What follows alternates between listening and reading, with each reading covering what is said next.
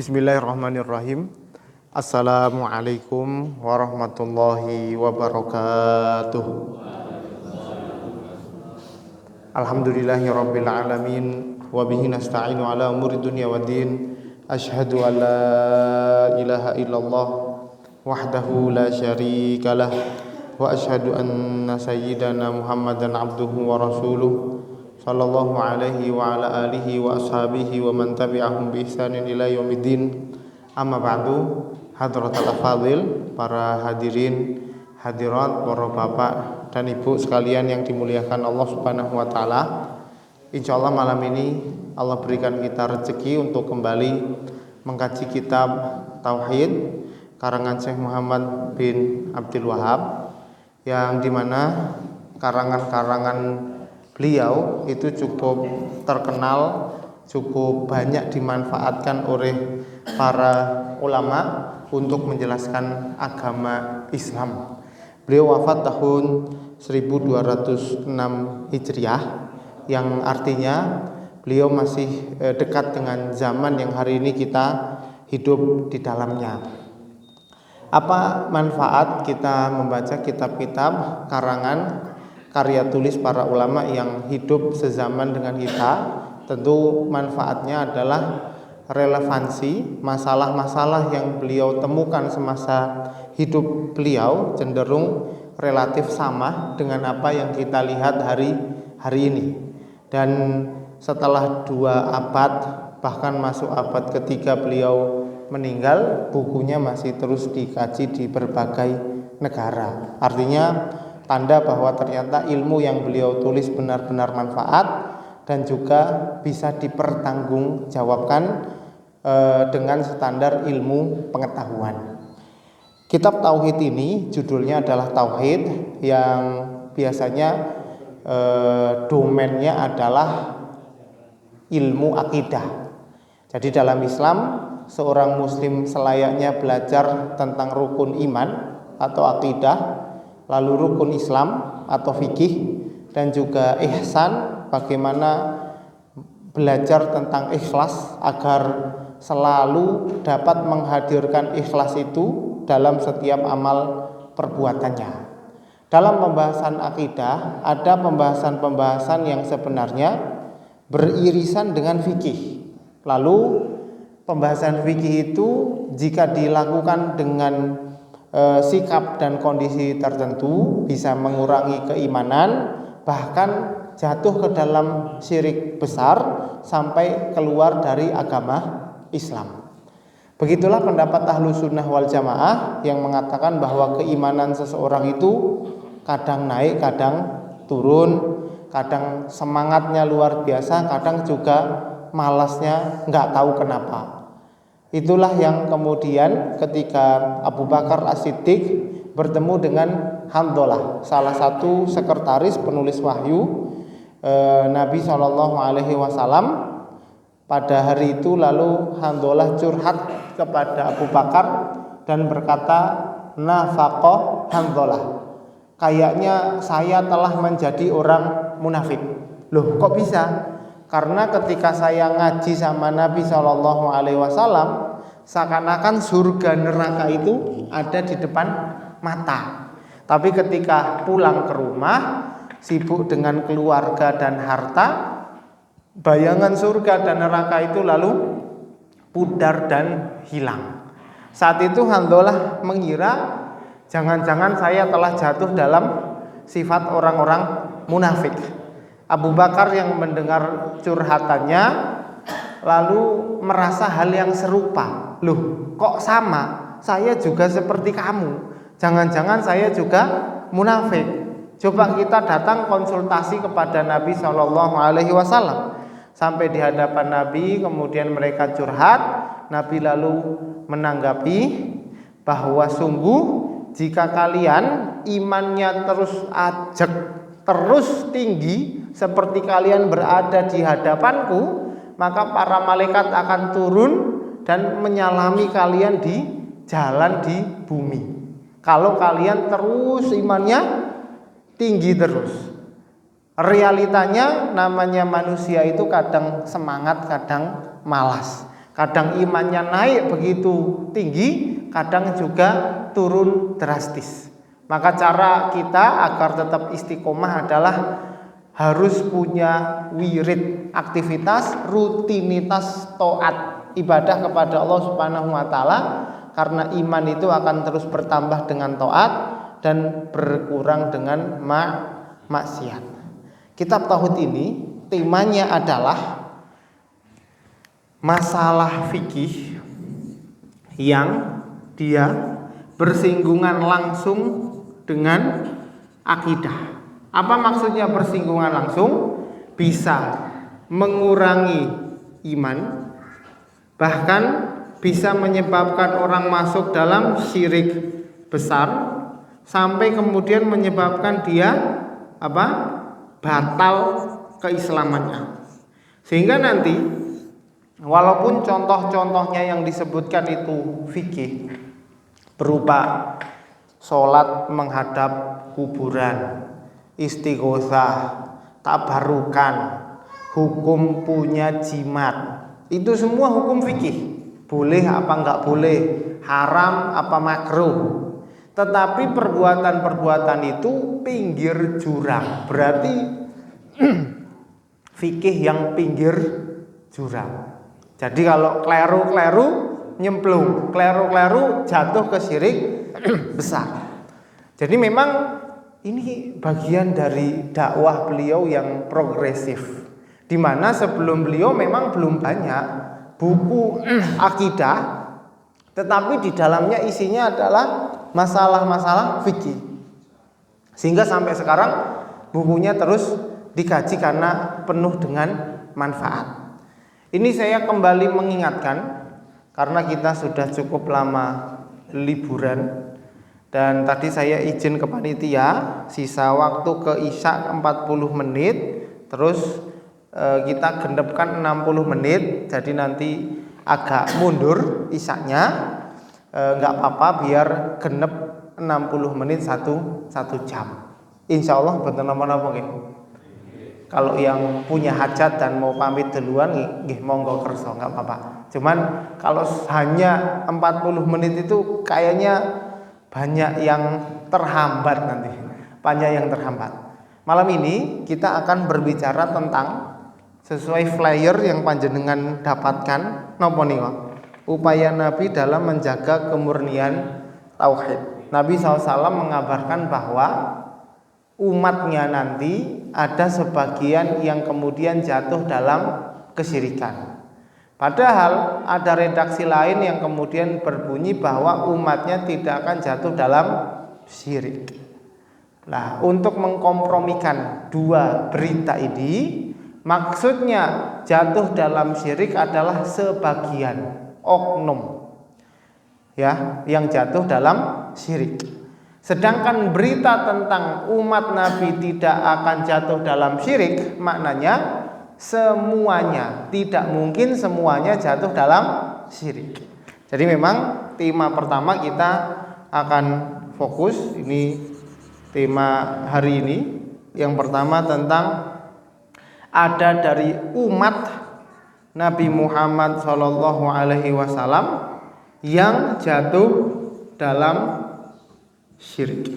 Dan syirik ini menjadi hal yang perhatian serius kita, dan jangan alergi dengan kalimat syirik. Baik yang isi siapapun dari organisasi manapun, karena syirik ini menentukan apakah nanti di akhirat kita akan diampuni Allah Subhanahu wa taala atau tidak. Di surat An-Nisa Allah berfirman, innallaha la yaghfiru ayyushraka bihi. Allah tidak akan ngampuni orang yang punya dosa syirik. Wa yaghfiru ma duna dzalika liman yasha.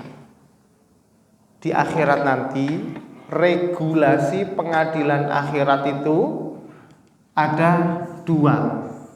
Ini pengadilan, bukan pengadilan negeri, pengadilan akhirat. Banyak yang dibahas secara umum, ada yang sifatnya hak Allah, ibadah murni, sholat, puasa, bayar zakat. Ada yang sifatnya hak manusia. Kalau hak Allah Subhanahu wa taala, Allah ini maha apa? Kira-kira panjenengan kalau salah pengennya diampuni, pengampun.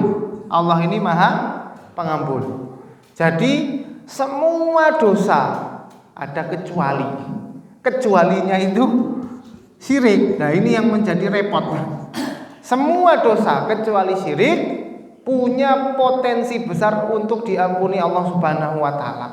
Bukan menyepelekan dosa selain syirik, bukan. Tetapi melihat Allah yang maha sempurna, yang sangat penyayang, mengampuni semua dosa hambanya. Tentu dengan syarat tidak boleh syirik. Ini agak berbeda dengan manusia. Di akhir surat Abbasa Allah berfirman, likulli imri'in minhum yauma idzin sya'nu yughni. Di akhirat nanti semua manusia itu egois. Yauma yafirul mar'u min akhih. Saudara kandung tidak kenal saudaranya. Wa ummihi wa abi, orang tua tidak kenal anaknya. Wa sahibatihi wa bani, istri tidak kenal suaminya. Anak tidak kenal orang tuanya. Semuanya egois. Karena di akhirat kira-kira menurut jenengan mata uang yang payu mata uang apa? Rupiah. Wah, rupiah melemah. Melemah. Kripto das pundi? Kripto. Di akhirat adanya saldo pahala dan saldo dosa. Jadi manusia di akhirat tuh egois sekali. Mereka tidak mau pahala, saldo pahalanya itu kurang dapat surga, dan gak mau saldo dosanya itu menyebabkan mereka masuk neraka. Nanti di sini ada pembahasan muflis. Muflis nggih, senes mukhlis. Nek mukhlis niku swarga, nek muflis niki bangkrut. Orang yang bangkrut itu apa? Mereka yang tidak punya receh dan tidak punya aset itu di dunia. Tapi kalau di akhirat mereka yang punya banyak tanggungan hak manusia. Padahal yo poso, yo sholat, yo zakat, infak sedekah, tapi tanggungan hak manusianya terlalu banyak. Katakan saldonya 1 juta. Hutangnya ke satu negara, rakyat sekian ratus juta. Apa ya cukup nutupi kedolimannya? Harusnya pejabat-pejabat itu di pojokan kantornya ditulis ini hadis tentang muflis ini, men dorawani korupsi. Karena urusannya bukan satu keluarga, sak negara ya. Dituntut sak negara ora entek saldone. Makanya benar-benar repot. Makanya kita punya budaya Idul Fitri, mohon maaf lahir batin niku mendingan nih. Wis formalitas so sing penting mohon maaf lahir batin. Wis rampung gitu. Di dunia selesai. Karena di akhirat itu semua orang egois, enggak kenal sampean sapa, sing penting dituntut. Kalau punya tanggungan akan dituntut. Beda dengan Allah yang maha pengampun. Kenapa itu saya singgung? Karena kita sedang membahas syirik. Allah yang maha pengampun ini mengabarkan kepada kita kecuali dosa syirik. Ya berarti kan ini repot ini, merepotkan ini kalau kita sampai sadar atau tidak sadar masuk dalam dosa syirik. Lah untuk melanjutkan keterangan ini, monggo panjenengan buka bukunya di bab ke-22. Masih punya bukunya atau sudah hilang kemana? Saya enggak tahu ya. Panjenengan ada yang pegang buku? Oh, gede. Oh, masyaallah. Boten napa-napa. Kalau enggak ada bukunya itu piye itu kan? Sebentar. Ya sudah, saya perwakilan saja. Saya bacakan Di surat An-Nisa ayat 51 beliau mencantumkan surat An-Nisa ayat 51. Alam tara ilal ladzina utu nasiban minal kitab yu'minuna bil jibti wat taghut. Tidakkah kalian melihat orang yang dapat kitab suci tapi dia juga beriman kepada sihir dan juga taghut. Taghut di surat An-Nisa itu ada yang diartikan dengan Ka'ab bin Ashraf, orang Yahudi, pendeta Yahudi yang saat itu memang berhukum selain hukum Rasul Shallallahu Alaihi Wasallam. Di surat An-Nisa Allah mengabarkan ayat 51, walaupun orang itu sudah punya kitab suci, kemungkinan dia jatuh dalam syirik itu ada, gitu loh. Jadi jangan merasa aman kita hari-hari baca Al-Quran, wis aman, sing penting sing diwaca Quran. Belum tentu. Ada orang dahulu yang bacaannya kitab suci tapi juga jatuh dalam kesyirikan. Itu yang ingin disampaikan.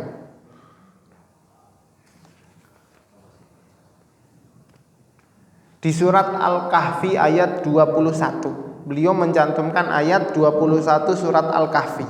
Qala alladziina ghalabu ala amrihim lanattakhidanna alaihim masjidah. Ini di zaman Romawi dan saat itu agamanya Nasrani. Agama Islam saat itu Nasrani. Ketika mereka melihat keajaiban pemuda Al-Kahfi yang Allah tidurkan 300 sekian tahun, mereka anggap keramat. Terus guanya mau dijadikan tempat ibadah. Dengan tafsiran mereka ingin menyembah orang-orang yang tidur 300 sekian tahun itu. Artinya apa? Walaupun saat itu orangnya pada muslim versi pengikut Nabi Isa, mereka bisa saja jatuh dalam syirik. Satu lagi, hadis Nabi SAW yang berbunyi, la tattabi'unna sanana man kana qablakum hadzwal qudzati bil qudza. Kalian akan mengikuti kebiasaan orang Yahudi Nasrani sebelum kalian seperti anak panah. Qudza bil qudza. Siapa yang pernah manah? Panah kan punya target nggih. Gini. Nah, terus panah itu melesat, nancep, jeleb, ngoten sih. Terus karena targetnya ini ya panah kedua juga jeleb gitu. Hadzwal qudzati bil qudza artinya kalian akan mengikuti Yahudi dan Nasrani sebagaimana mereka jatuh dalam syirik, kalian pun juga kemungkinan bisa saja jatuh dalam syirik. Yahudi Nasrani jeleb syirik, orang Islam bisa saja ada yang ngikut jeleb syirik. Itu maksudnya. Hadzwal qudza bil qudza. Hatta law dakhalu juhra dabbin la dakhaltumuhu. Sampai kalau mereka masuk lubang biawak, mereka akan ikut. Saya mau menyampaikan beberapa kesimpulan sementara. Kenapa kesimpulan sementara? Dalam proses belajar, seseorang itu akan setidaknya melewati 3 fase. Yang pertama pemula, yang kedua kemudian lanjutan, pertengahan, terus yang ketiga baru di fase ahli, expert. Ya enggak? Itu bahasa Indonesianya apa? Ada Ada pemula, setelah pemula apa? Menengah ya, menengah. Pun terus setelahnya mahir ya, mahir. Kita sederhanakan ini proses belajar. Pengajian-pengajian yang berbahasa Indonesia, walaupun yang dihatamkan kitab, sejatinya tidak keluar dari level 1 yaitu pemula. Apa itu? Tujuannya mendapatkan gambaran. Jadi harapan saya jenengan, poin pertama, dapat gambaran bahwa umat Nabi Muhammad SAW itu mereka juga ada potensi jatuh ke dalam syirik. Untuk itu kita harus sama-sama waspada, belajar, tahu mana yang syirik, mana yang enggak, dan seterusnya. Di fase kedua, fase menengah, ini sudah mulai mahir bahasa Arab. Dia sudah bisa meriset buku-buku Arab untuk mengumpulkan banyak data. Di fase menengah ini yang perlu dilakukan adalah mengumpulkan data bagaimana para ulama memahami Quran dan Sunnah. Jadi setelah pintar bahasa Arab bukan menerjemahkan Quran sendiri, mboten, tetapi membaca komentar para ulama, penjelasan tentang Quran dan Sunnah. Jadi di sini mulai membaca penjelasan ulama dalam bahasa Arab. Ini biasanya di santri, pondok pesantren ini diupayakan. Maksudnya diupayakan itu ada yang lulus pinter, ada yang lulus ya tetap bodoh, itu ya ada. Ada yang lulus jadi kiai, ada yang lulus jadi dukun, itu ya ada. Jadi memang upayanya jadi alim ulama, tapi kok kedatannya gimana ya, taufik dari Allah itu. Yang ketiga, tingkat mahir. Nah, tingkat mahir ini tingkatnya fatwa para ulama. Tugas mereka adalah mengumpulkan semua data penjelasan para ulama lintas kelompok untuk dikomparasi sehingga menemukan mana yang paling kuat, mana yang paling cocok dengan kondisi tempat masing-masing. Sehingga nanti misalkan di kelas organisasi NU dan Muhammadiyah, mereka itu mengumpulkan para kiai-kiai yang alim ulama, tokoh-tokoh, profesor, doktor untuk melakukan ijtihad kolektif. Duduk bareng orang 10, orang 20, kemudian mentarjih. Kalau Muhammadiyah tarjihnya 4 mazhab dan luar 4 mazhab, kalau NU umumnya hanya 4 mazhab. Lah ketika kemudian ini sudah sampai ke fatwa. Nah, fatwa ini muncul setelah mereka memang punya kapasitas yang layak. Kita yang hadir di pengajian-pengajian yang berbahasa Indonesia, ketika mendapat gambaran utuh dalam sebuah kasus, itu sudah bisa kita jadikan amal, landasan beramal. Kata ustadznya boleh ngamal, kata ustadznya jangan, ditinggalkan, sudah cukup gitu. Tetapi selama apapun kita ngaji, sebanyak apapun kitab yang kita kaji, kalau masih terjemahan, itu levelnya akan terus pemula. Artinya jangan pernah merasa saya sudah menyelesaikan banyak kajian, kayaknya sudah tidak perlu ngaji yang lain. Nah, itu berarti keliru itu. Belum paham bagaimana proses belajar itu berlangsung. Dan proses ini tidak mengenal jenjang akademik. Ada yang gelarnya profesor doktor, tapi nun sewu baca Al-Fatihah saja tidak fasih. Al-Fatihah saja tidak fasih. Gimana mau mentafsirkan Quran gitu loh.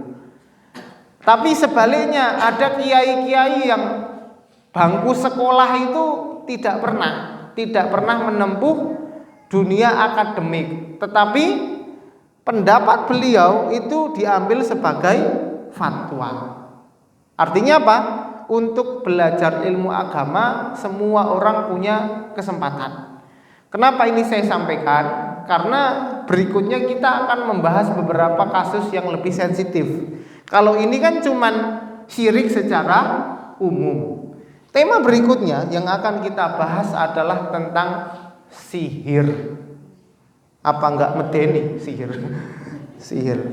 Dan sihir ini nanti akan bersinggungan dengan pelaku, baik korban, maksudnya yang datang ke dukun atau dukun itu sendiri. Nanti pembahasan berikutnya nanti masuk ke dukunnya. Oh iya. Karena kapasitas kita ini pengajiannya umum, terjemahan bahasa Indonesia dengan pola nomor 1 pemula yang tujuannya memberikan gambaran umum, saya hanya akan mampu ngasih gambaran, menurut ulama mazhab ini pandangannya seperti ini. Menurut ulama mazhab ini pandangannya seperti ini. Setidaknya kita semua dapat gambaran bagaimana para ulama itu benar-benar serius mengkaji hukum satu persatu kasus di tengah masyarakat. Jadi seriusnya itu beneran serius. Bukan kayak kita yang pagi sampai sorenya nyari duit sebanyak-banyaknya, terus malam rodok kesel akhirnya sambil nyekrol grup WA, terus kok ada yang ribut-ribut kita nanya Google dan ChatGPT, terus nimbrung fatwa dari Syekh Google dan Syekh AI. Itu kita itu. Ulama dulu jangankan untuk nyari duit, bahkan untuk menikah saja mereka tinggalkan agar apa? Serius beneran mengkaji agama Islam. Ya saling melengkapi. Kalau mereka Allah takdirkan untuk khidmat kepada agama, ya Allah takdirkan kita dengan kehidupan kita masing-masing. Tidak ada yang lebih mulia. Inna akramakum indallahi atqakum. Yang penting kita berusaha menjadi orang yang bertakwa. Poin nomor 1 tentang praktek syirik yang terjadi di tengah umat Islam. Saya ingin menyampaikan beberapa hal. Bentar, karena panjenengan tidak memegang buku, jadi gimana ini cara? Bentar.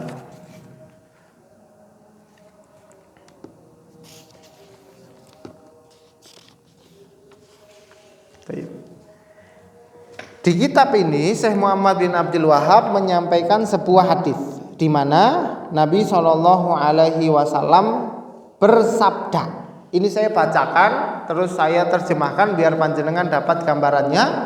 Innallaha zawa liyal ardo. Sesungguhnya Allah telah membentangkan untuk saya bumi. Jadi bumi satu dunia ini ditampakkan kepada Nabi Shallallahu Alaihi Wasallam. Faraitu masyariqaha wa maghribaha. Nabi melihat dari ujung timur sampai ujung baratnya. Jadi kan kalau dibilang siapa yang pertama kali melihat peta, mungkin dengan mukjizat ini kita bisa katakan Nabi SAW adalah orang yang pertama kali melihat peta. Entah bentuknya 3 dimensi atau seperti apa, bagian dari mukjizat. Timur ke barat. Wa inna ummati saya belughu mulkuha mazuya liya minha. Dan umatku akan memiliki kekuasaan sepanjang bentangan timur ke barat. Kita lihat Mekah sebagai pusat peradaban Islam. Ke timur, yang paling timur pundi menurut jenengan yang ada kerajaan Islamnya?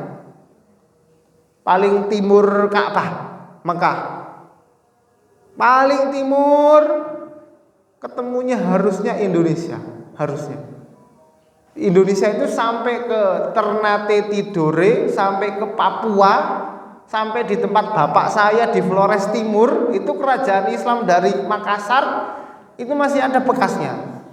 Yo, bekasnya apa? Reruntuhan batu.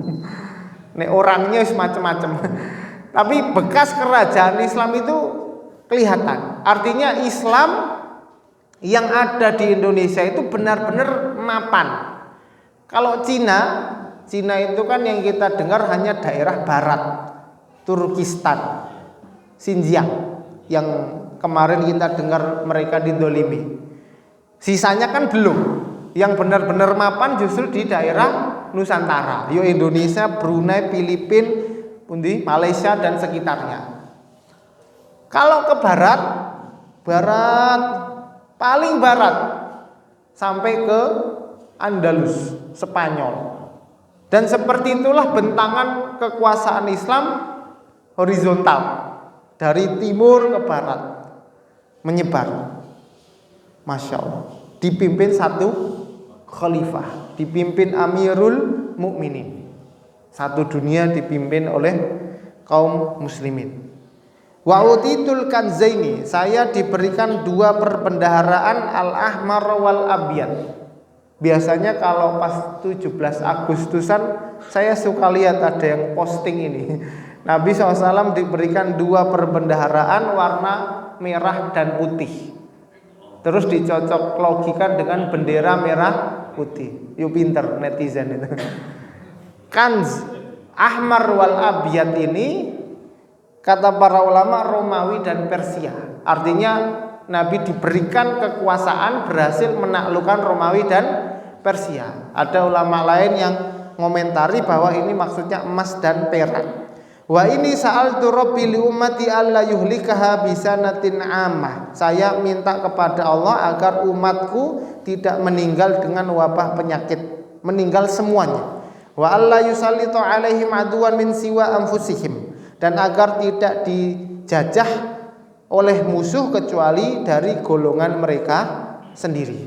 Di riwayat yang lain, wa inna ma akhafu ala ummatil a'immatal mudillin. Saya khawatir umatku ketemu dengan imam-imam yang menyesatkan. Ini nabi-nabi palsu.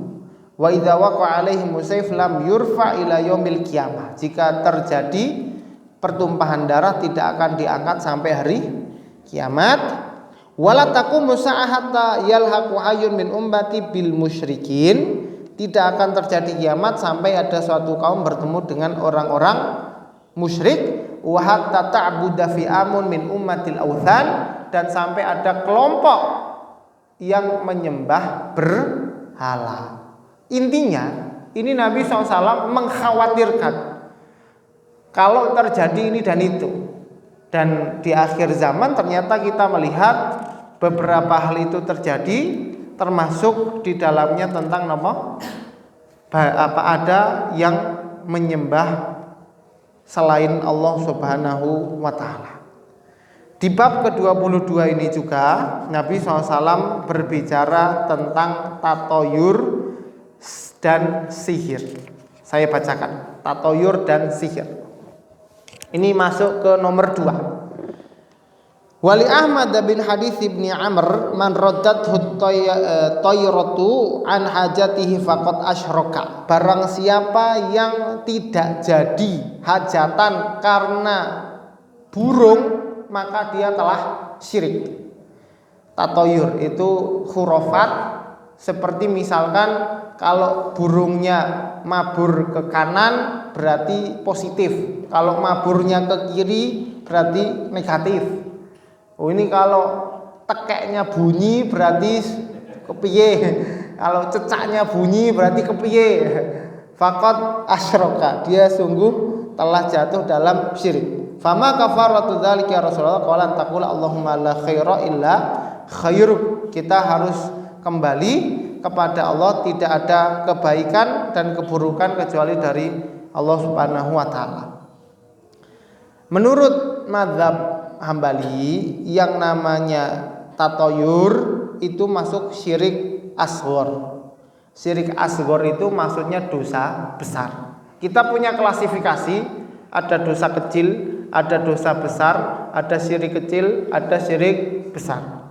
Syirik kecil ini sederajat dengan dosa besar. Kapan tatoyur ini jatuh dalam syirik akbar? Jika diyakini makhluk yang dianggap tatoyur itu yang menderikan madorot.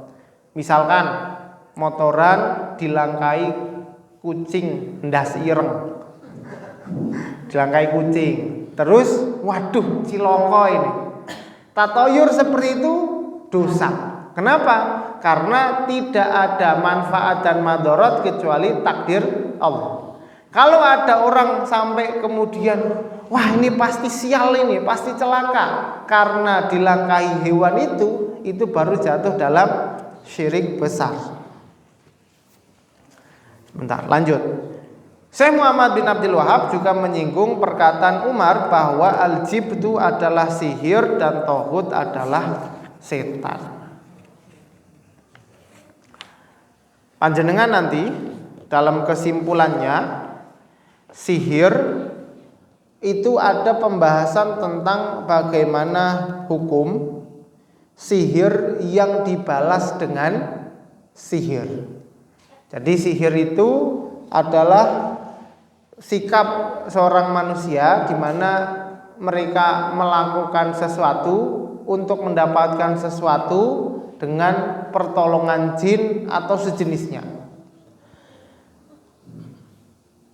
Ini disebut dengan nusyrah. Sebentar. Nusyrah. Menurut mazhab Hambali, nusyrah itu hukumnya darurat. Diperbolehkan jika dalam kondisi darurat. Ini beda dengan mazhab Syafi'i yang melarang bahwa praktek nusyrah, mempraktekkan sihir untuk membalaskan sihir hukumnya haram seperti penulis. Saya bacakan.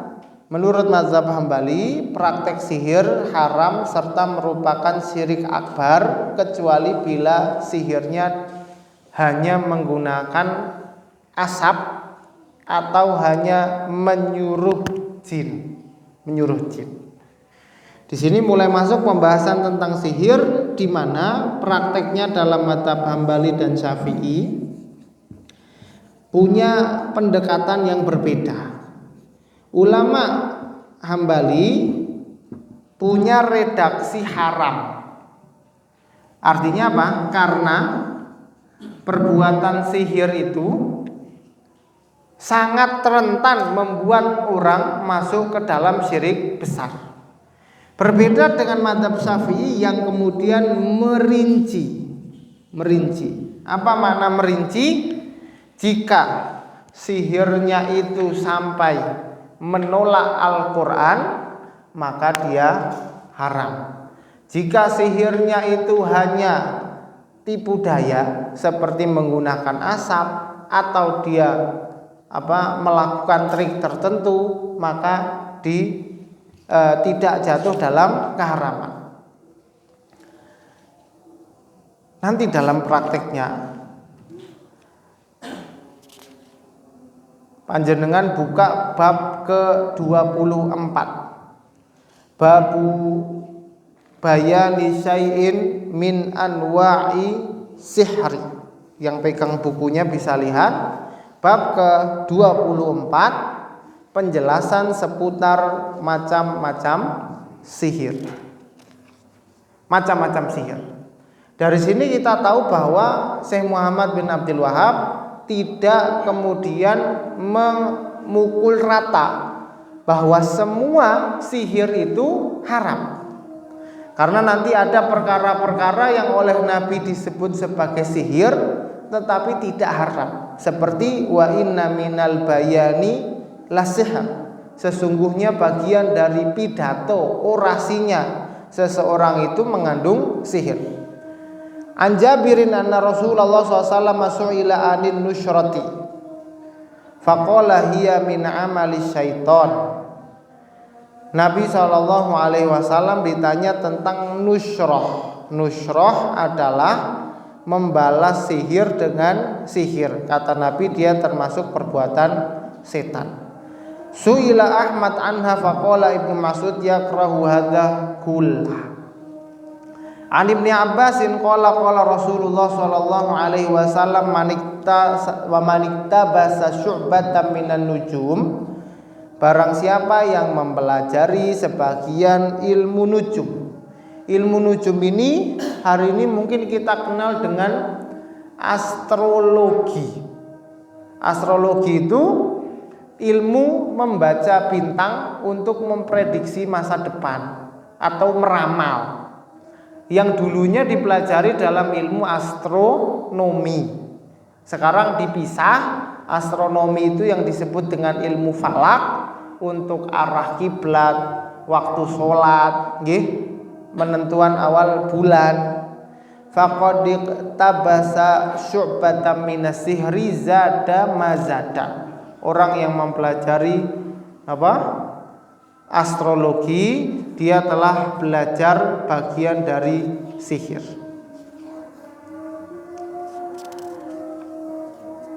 Yang terakhir pembahasan tentang dukun. Dukun yang kemudian disebutkan para ulama atau yang disebut dengan kahin atau arraf. Hadis Nabi SAW menyebutkan, man ata arrafan, siapa yang mendatangi dukun, fasa'alahu an syai'in fasaddaqahu, bertanya kemudian membenarkannya, lam tuqbal lahu sholatun arba'ina yauman, 40 hari sholatnya tidak diterima.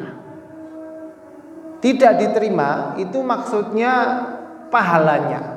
Kenapa? Karena saking besarnya dosa dukun, mendatangi dukun. Ada penjelasan yang terkenal yang menyebutkan kalau dia datang percaya syirik, kalau datang nggak percaya nggak syirik. Rincian itu mungkin kurang tepat karena pada prakteknya percaya pun kalau tidak sampai ke titik mengingkari Quran belum bisa dihukumi sebagai syirik.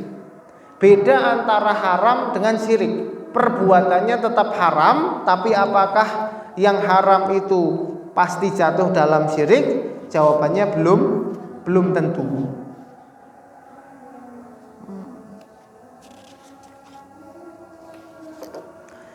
Untuk orang-orang yang datang ke dukun, saya bacakan kesimpulannya.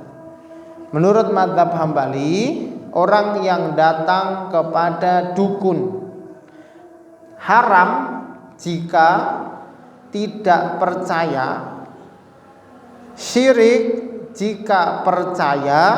Dukun mengetahui gaib dengan sendirinya. Mazhab Syafi'i, haram bila tidak percaya, syirik bila mempercayai dukun mengetahui gaib dengan sendirinya. Penulis Syekh Muhammad bin Abdul Wahab, haram bila tidak percaya, otomatis syirik bila percaya bagaimanapun bentuknya. Rincian tentang hukum fikih ini, jujur saya yakin jenengan pasti bingung. Pada akhirnya kita lihat para ulama ketika mengomentari sebuah kasus, yang kasus itu merupakan kasus fikih, lalu kasus fikih itu sangat kuat hubungannya dengan akidah. Mereka lalu benar-benar membedakan antara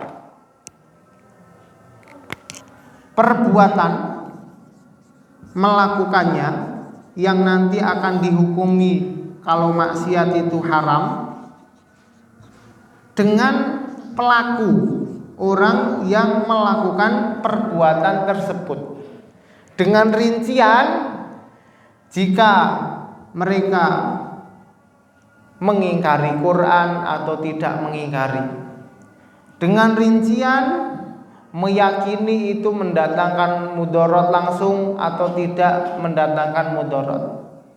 Rincian-rincian ini yang kemudian nanti menyebabkan mereka berselisih. Apakah sang pelaku ini dia melakukan perkara haram dan divonis sebagai pelaku syirik, atau dia hanya melakukan perkara yang haram tapi belum bisa divonis jatuh ke dalam syirik.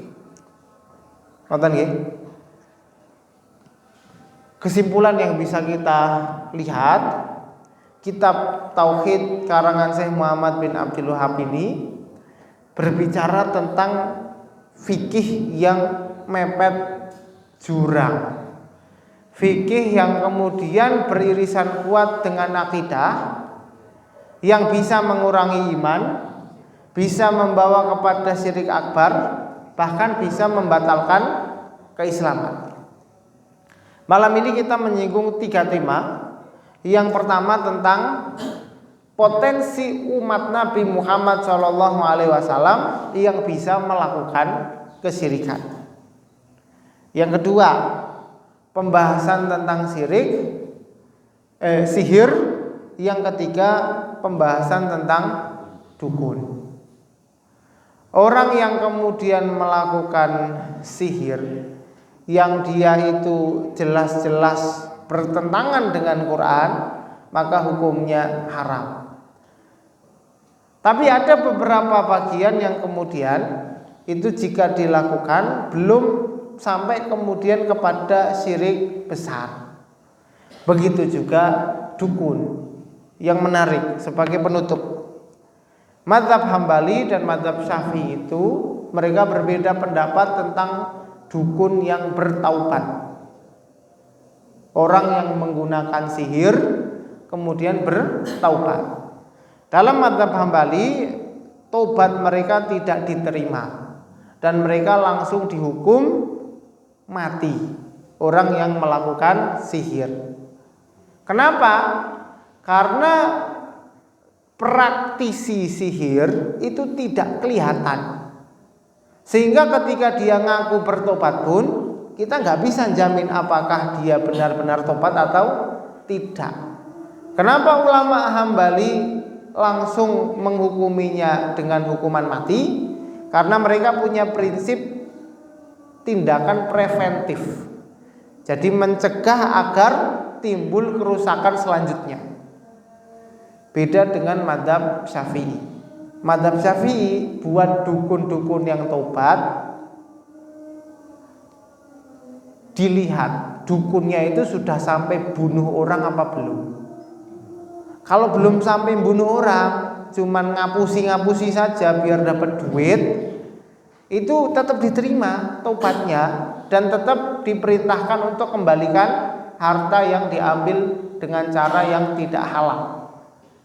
Tapi kalau sudah sampai membunuh orang, menghilangkan nyawa, maka mereka dihukum qisas, dihukum mati, bukan karena dukunnya tapi karena maksiat membunuhnya. Sihir, dukun, dan juga bagaimana potensi umat Nabi SAW jatuh dalam kesyirikan. Sudah lama ya, sudah lama kita nggak ngaji sedetail ini. Biasanya ngajinya cuman mau Mau'idhah Hasanah, tafsir Quran, sirah, sambil nyantai bisa ngikuti. Tapi waktu jelasin ini kok makin lama saya makin ragu untuk melanjutkan. Ini panjenengan mengikutinya apa enggak? Tapi rinciannya memang rinciannya disebutkan para ulama di kitab fikih. Kitab fikih itu pada prinsipnya memang menyikapi persoalan kontemporer dengan prinsip yang baku. Jadi kalau prinsipnya seperti apa, maka hukumnya nanti seperti apa. Contoh mazhab Hambali dan mazhab Maliki punya prinsip sadduz dzari'ah, mencegah sebelum terjadi. Itu di mazhab Syafi'i dan mazhab Hanafi nggak ada. Jadi ketika mereka melihat dukun-dukun itu, tukang-tukang sihir itu menyebarkan madorot, daripada madorotnya makin parah, dibunuh sekalian. Ya tobatnya seperti itu. Lah Ustadz, lah nanti kalau dibangkitkan di akhirat, mereka nanti tobat apa enggak Ustadz? Kata para ulama, nanti mereka sesuai niatnya. Kalau niatnya tobatnya ikhlas, ya diterima Allah. Tapi di dunia tetap dibunuh. Beda dengan mazhab Syafi'i dan mazhab Hambali. Mereka itu tidak punya prinsip sadduz dzari'ah. Jadi tobat-tobat ya diterima tobatnya. Bahkan mazhab Hanafi terkenal punya prinsip hilah, yaitu rekayasa. Bagaimana sebuah perilaku yang aslinya maksiat jika direkayasa itu bisa selamat dari dosa. Corak-corak itu yang mempengaruhi fatwa dari masing-masing madhab oleh para ulama tersebut. Ya, setidaknya malam ini semoga jadi pemanasan. Materi yang saya bawakan ini sebenarnya kurang lebih ada 8 materi besar. Biasanya setiap kali ngaji di Kedai Jakarta itu saya ngasih setengahnya. Terus pertemuan 1 ini kita sudah sampai ke materi yang kelima, sudah dapat separuh. Berarti kan sisa 2,5 pertemuan lagi, 5 pertemuan lagi, kira-kira kitab tauhid ini selesai. Dan pembahasannya memang nanti masuk ke bab-bab tertentu akan sangat fikih gitu, sangat merujuk kepada yang membolehkan syaratnya apa, yang tidak membolehkan syaratnya apa gitu. Jadi moga-moga nanti buat pertemuan berikutnya jenengan sudah pegang bukunya, biar saya nggak bingung jelasin ya. Terus pertemuan berikutnya kita bisa lebih siap untuk tujuan kita belajar ini. Di level pertama adalah dapat gambaran umumnya. Sebenarnya sederhana, cuman karena bercabang, penuh dengan syarat dan ketentuan, jadi perlu sedikit renungan. Semoga ada manfaatnya. Saya tutup. Terus Budi? Kalau sihir itu sama dengan hipnotis enggak? Oh, itu beda ya. Kalau sihir ini sampai bekerja sama dengan jin, makhluk halus. Cuman nanti dalam bekerja samanya itu, apakah sampai kemudian beribadah dengan definisi taat dan tunduk sepenuhnya kepada jin, atau hanya menyuruh, itu 2 hal yang berbeda.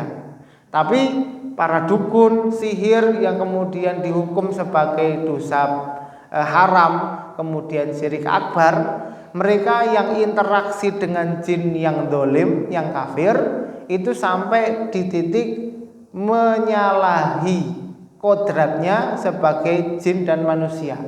Mereka sudah ada interaksi penghambaan.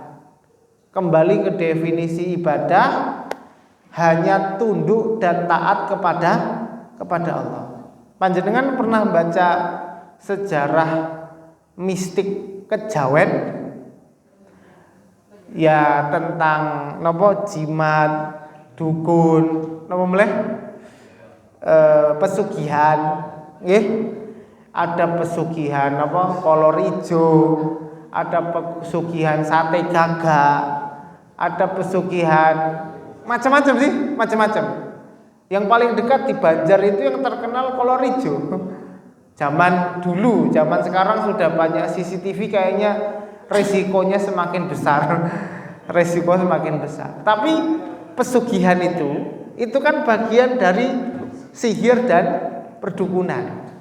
Nabi SAW ketika menerangkan sihir dan dukun itu universal seluruh dunia.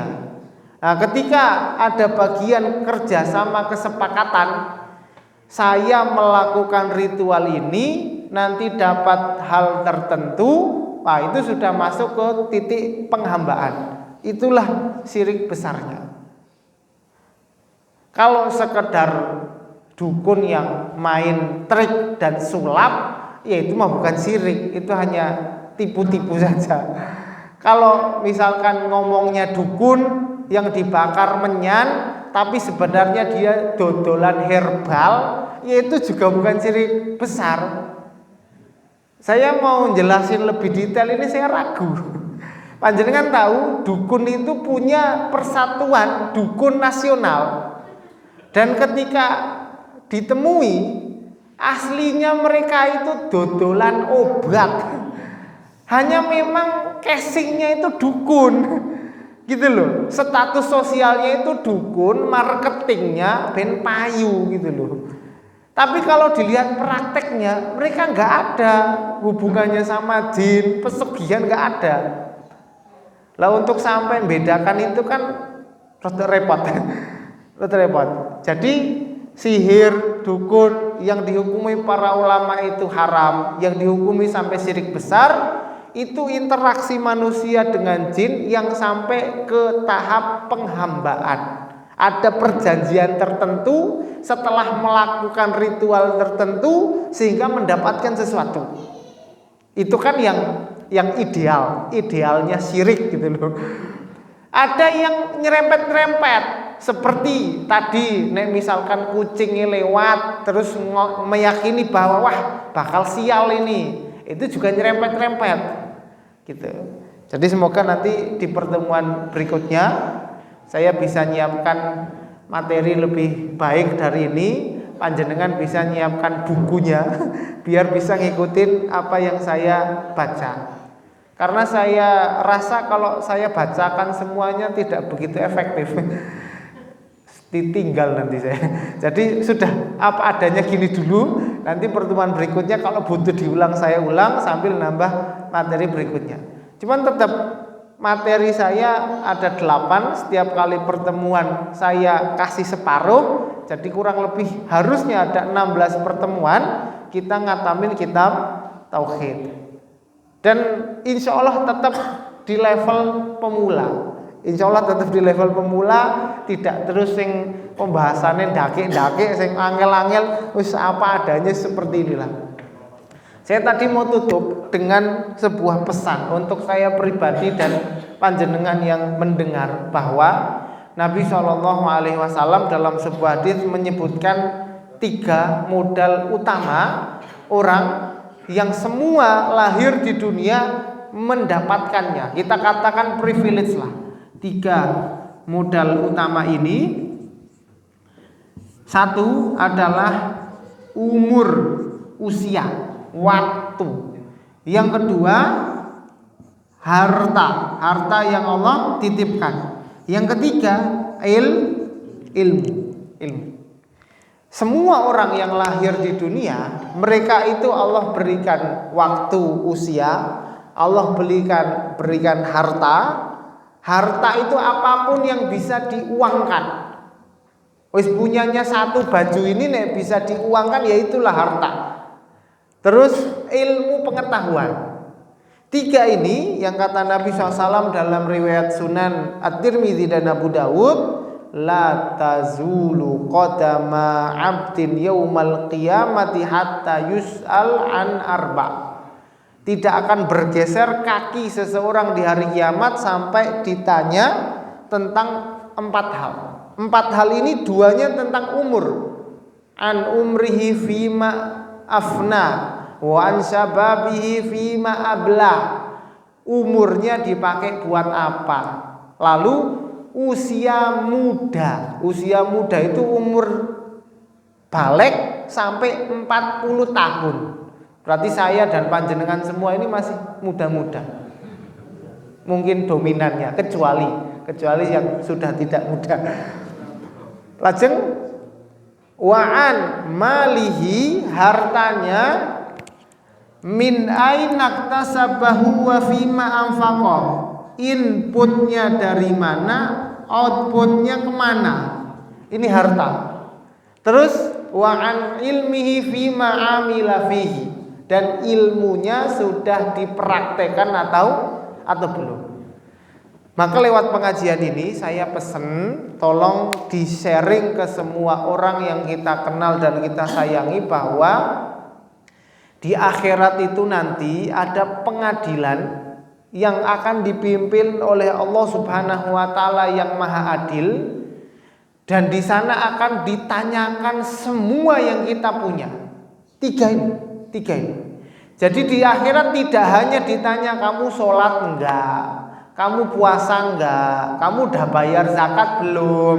Bukan cuma itu, tapi juga ditanya waktumu dipakai buat apa, usiamu kamu pakai buat apa. Hartamu bahkan kamu ambil dari mana, kamu infakkan untuk apa, juga ilmu pengetahuan yang kita dapat, apakah akan membuat kita lebih dekat kepada Allah atau justru sebaliknya, waliyadzubillah. Islam tidak hanya mengajarkan soal ibadah, tidak hanya sebenarnya berbicara tentang tauhid, syirik. Islam lebih luas dari itu. Tapi ketika kita belajar tentang tauhid, kita belajar tentang syirik, di sini kita sedang belajar pondasi utama. Hidup manusia itu semuanya harus diniatkan ibadah, tauhid hanya kepada Allah Subhanahu wa taala. Jadi kalaupun kita tidak datang pengajian, tidak hidup di pondok pesantren, bukan santri yang hidup di pondok, di akhirat tetap akan ditanya umur, harta, dan juga ilmu pengetahuan yang kita dapat. Ini pesan pribadi saya untuk panjenengan, bahwa hidup sesaat di dunia ini moga-moga menjadi ladang amal soleh. Sesuai sabda Nabi SAW, sebaik-baik kita adalah yang mantola umruhu wa hasuna amaluhu. Moga-moga panjang umur, banyak amal. Moga-moga sehat walafiat dan diberikan istiqomah dalam beramal soleh. Kata Nabi SAW kepada Ibnu Umar, kun fid dunya ka'annaka gharib. Jadilah kamu di dunia itu seperti orang asing. Dan kita semua orang asing. Karena aslinya kita akan inna lillahi wa inna ilaihi rajiun. Artinya kita semua akan kembali. Kenapa kembali? Ya karena domisilinya surga. Sebelum Allah keluarkan bapak manusia yaitu Nabi Adam karena kriminal yang dilakukan. Maka di dunia hidup sekali, lakukan yang manfaat, lakukan yang benar, lakukan yang baik. Tinggalkan yang berbahaya, syirik ini paling bahaya ini. Tinggalkan yang keliru, yang salah, tinggalkan yang buruk-buruk. Ini biar pengajiannya relate sama kehidupan kita. Kalau kita syirik, sihir, dukun, ora tahu ketemu sihir dan dukun, kita mengira Islam itu hanya sekecil itu. Islam itu saking istimewanya, Allah turunkan Islam ini untuk seluruh umat manusia sampai hari kiamat, bukan karena konsep tauhid dan syirik saja, tetapi karena Islam ini benar-benar membawa kebenaran dari semua aspek ajaran dalam Islam. Maka moga-moga Allah Subhanahu wa taala berikan kita ilmu yang bermanfaat, Allah berikan kita mudahkan dalam amal soleh, Allah bantu kita untuk pandai bersyukur, Allah berikan kita kemudian istiqomah bertemu Allah Subhanahu wa taala dalam keadaan husnul khatimah. Allahumma habib ilainal iman wa zayyinhu fi qulubina wa karrih ilainal kufra wal fusuqa wal asyan waj'alna minar rasyidin. Ya Allah, jadikan kami cinta kepada keimanan, jadikan iman perhiasan hati kami, jadikan kami benci terhadap maksiat, dosa, syirik dan kufur. Waj'alna minar rasyidin, jadikan kami orang-orang yang cerdas, bisa membedakan mana baik, mana buruk, mana manfaat, mana yang madharat berbahaya, mana yang benar, mana yang salah. Waj'alna minar rasyidin. Allahumma inna nas'aluka ilman nafi'an wa rizqan wasi'an wa shifaan min kulli da'in. Allahumma inna nas'aluka hubbaka wa hubba man yuhibbuka wa 'amalan alladhi yuqarribuna ila hubbik. Allahumma rfa'anna al-waba'a wal bala'a waz zalazila wal mihana wal fitan ma dhahara minna wa ma batana min baladina hadha khassah wa min sa'iri biladil muslimin. Ya Allah, berikanlah kedamaian di negara kami, jaga seluruh kaum muslimin, salimna wal muslimin. Tempat daerah-daerah yang sedang terkena bencana, ya Allah, selamatkan orang-orang yang ada di dalamnya. Allahumma ij'al hadzal balada amina wajnubna wa banina an na'budal asnam. Rabbana ighfir lana wa liwalidina warhamhum kama rabbawna shighara. Rabbana hab lana min azwajina wa dhurriyyatina qurrata a'yun waj'alna lil muttaqina imama. Rabbana ighfir lana wa li ikhwanina alladhina sabaquna bil iman wa la taj'al fi qulubina ghillan lil ladzina amanu rabbana innaka ra'ufur rahim. Allahumma a'inna ala dzikrika wa syukrika wa husni ibadatik. Rabbana 'alaika tawakkalna wa ilaika anabna wa ilaikal masir. Rabbana atina fid dunya hasanah wa fil akhirati hasanah wa qina adzabannar. Wa sallallahu wa sallam ala nabiyyina Muhammad wa ala alihi wa sahbihi ajma'in. Walhamdulillahi rabbil alamin. Kurang lebihnya mohon maaf. Akhirul kalam. Wassalamualaikum warahmatullahi wabarakatuh.